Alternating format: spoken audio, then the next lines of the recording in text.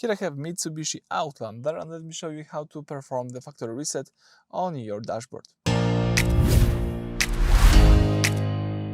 So at the very beginning, let me explain how to navigate on your dashboard. You have to use the arrows left and right to choose options left and right, confirm options by pressing the OK button, and scroll also by using the OK button. Alright, if you know the basics, let's just go into the instrument cluster, so let me make it bigger for you. Alright, and here you need to highlight the settings, so let me do this. Highlight settings, press OK to confirm it. Scroll down, and as you can see, you can find here the factory reset, the last option. Press OK to confirm it. And if you would like to erase all settings, go back to the default settings and bring back everything that was set up as a default. Let's just press yes.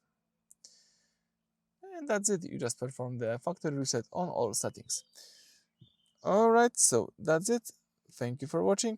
Please subscribe to our channel and leave thumbs up.